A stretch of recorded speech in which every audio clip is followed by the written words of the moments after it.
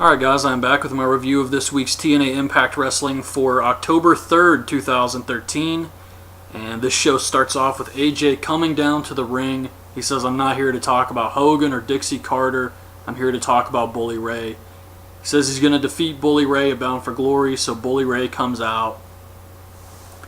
And he says Dixie Carter is in AJ's head, so he's not thinking properly.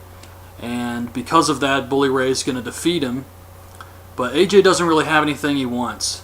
So what Bully Ray wants is to take AJ away from the fans so that he leaves Bound for Glory without a contract. And AJ says Hulk Hogan put Bully Ray in a match tonight against Samoa Joe. And backstage, AJ goes off on Dixie and she has AJ escorted out of the building by Atlas Security. I do want to mention that Bully Ray was pretty good in that opening segment.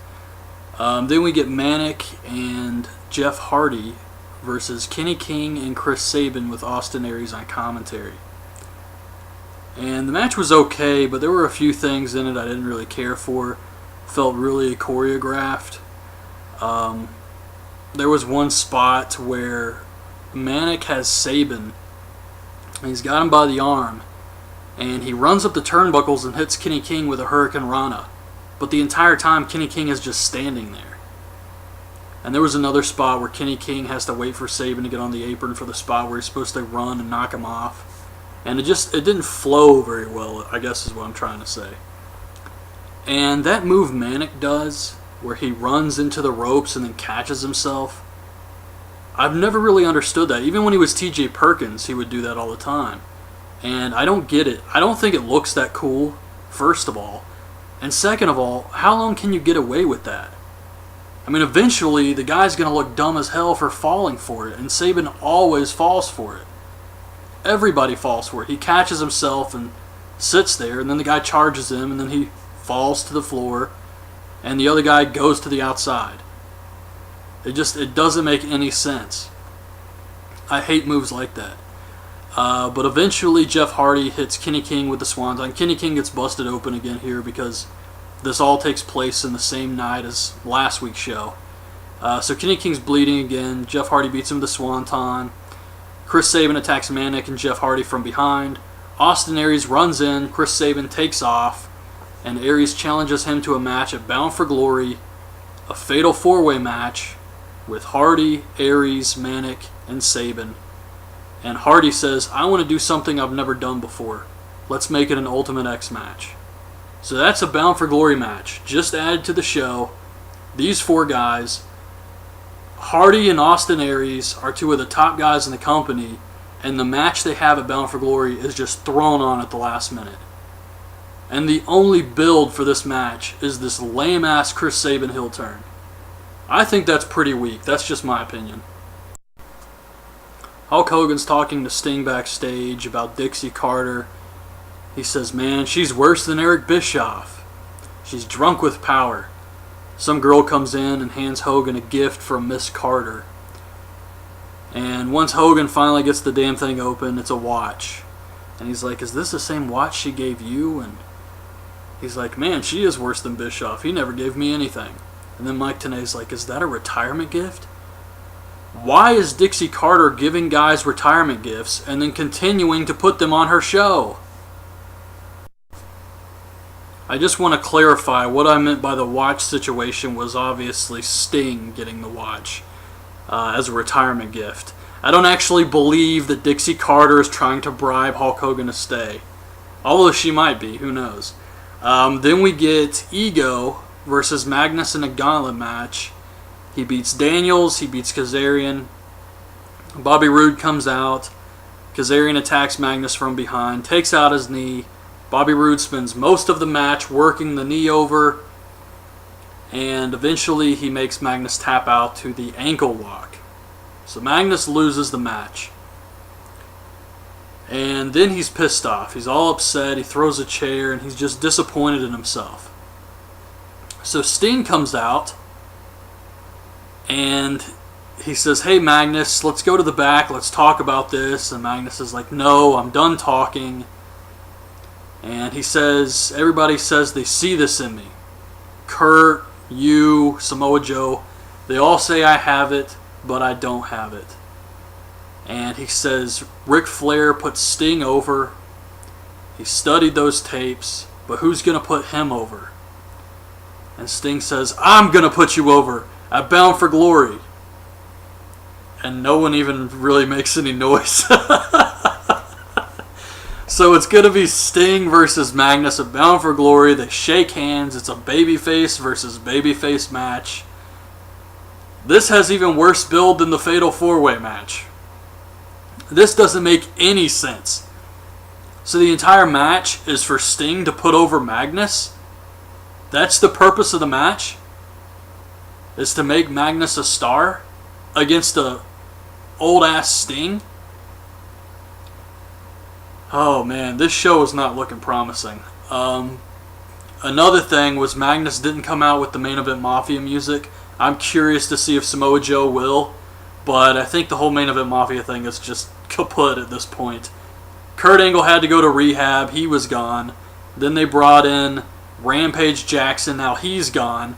And I think TNA just said, you know what, fuck it. We're not trying anymore. We're done with this. So, yeah, Sting versus Magnus at Bound for Glory. So after this big announcement of Sting versus Magnus at Bound for Glory, I had to look up just how old Ric Flair is. And he's 64 years old. So when Ric Flair put Sting over, he had to be in his 40s. That's like a decade of difference. That's a lot. And I like Sting. I was a fan of Sting's growing up. I liked Crow Sting. I liked NWO Wolfpack Sting. But Sting's never been that good of a wrestler. His biggest strong point is getting the crowd into what he does. And don't get me wrong, I like Sting, but he's no Ric Flair. He's just not. So that's a huge difference right there. And the match, a babyface versus a babyface at Bound for Glory, is not going to help Magnus. I don't know who thought this was a good idea. It just doesn't make any sense to me. It would have been much better if they did Magnus and Sting versus Daniels and Kazarian, and the returning Kurt Angle versus Bobby Roode. Or the two old guys, Sting and Angle versus Daniels and Kazarian, and Magnus versus Bobby Roode. At least that would have made sense. They could have Kurt Angle come out and say, Ego's been messing with my family, I'm back, this ends tonight. Something like that. That would actually make sense. And another thing, and I hate to keep harping on this, but doing Sting versus Magnus, you know Ego's just going to run out at the last minute anyways and ruin the match. And if they don't, where the hell is Ego going to be at Bound for Glory? They don't have a match. So Ego has to be involved somewhere, and they're just going to shoehorn Ego into some other lame match they just put together at the last minute. So Austin Aries goes to see Hulk Hogan. He gives him some vitamins and talks to him about the decision Hogan has to make later. They show a timeline of Hulk Hogan's run in TNA from coming to the company to Immortal, his match with Sting, becoming the general manager, aces and eights, everything that led up to tonight. Then we see Chris Sabin, and he says he's not going to be in Velvet Sky's corner tonight because he has to concentrate on his own match at Bound for Glory. And this little promo he did, I felt like he was trying too hard, if you know what I mean, just the way he was acting and stuff. But then we get Ego, and Christopher Daniels and Kazarian tell Bobby Roode that he's going to be inducted into the Ego Hall of Fame, and they're going to have a big ceremony for him next week. So it's supposed to be Brooke Tessmacher versus Velvet Sky. Velvet Sky came to the ring wearing a TNA Impact shirt and these black pants. She wasn't even dressed like she normally is, in some ring gear. Just looked like something she would go to sleep in. But before the match actually starts, Lady Tapa comes out. The gut check winner. I don't even know if she won gut check. But she comes out and she attacks Velvet Sky, beats her up, and leaves. That was pretty much it. I didn't really care for it. The best part of this entire thing was Brooke Tessmacher's entrance. We get another Ethan video, and this time he's walking around town being a dick to people, never shows his face. We get a video from James Storm and Gunner talking about their tag team. They announce another Bound for Glory match. This is a tag team gauntlet match with the Bromans, Eric Young and Joseph Park. Joseph Park, who they still haven't done shit with as far as that whole bleeding thing goes, and Abyss, the television champion. Bad Influence, who haven't even been involved in the tag team division in months, and Chavo and Hernandez. So that's another Bound for Glory match for you. Biggest show of the year. All this time to build it up, and this is obviously just a match to get everybody on the show. They couldn't come up with anything for these guys to do in all this time. Then we get another video, a lot of videos here, talking about Kurt Angle being inducted into the Hall of Fame. It's Bully Ray versus Samoa Joe. I didn't think this was anything special. Ref takes a bump. Bully Ray hits Samoa Joe with the chain, but the referee still saw it. He disqualifies Bully Ray. Bully gets pissed off, pushes the ref. He goes to pile drive Samoa Joe on the concrete, and AJ Styles jumps the barricade to save Joe. Not the Main Event Mafia, not Joe's family, but AJ Styles. And a security tries to chase AJ away. He runs off into the crowd, and he actually jumps up to where Chronix from the Most Extreme Wrestling YouTube channel is sitting. And Chronix is just rubbing AJ's head. So that was pretty damn funny. But yeah, the match itself, nothing special. Well, Dixie Carter comes out. What is up with her theme music? It sounds like something you'd hear in the movie Titanic. And she asks Hulk Hogan to come out, and Hogan comes down, and she asks if he's going to get on the Dixie train. And Hogan says, it's a great offer for somebody else. I quit. And he goes to walk away, and Dixie's holding on to his leg, begging him to stay. And Hogan says, I'm done, I'm leaving. He walks off, and then Dixie gets up and says, I never wanted you anyway, you're fired, and the show ends. Now, I've heard all the rumors Hulk Hogan's probably going to go to WWE, and I think that would be awesome. Because it's different than TNA. Let me explain what I mean. I know I've been saying for a very long time TNA needs to get rid of Hulk Hogan. How can I say it would be awesome if he was in WWE? Well, WWE is smart enough to not build the shows around Hulk fucking Hogan in 2013.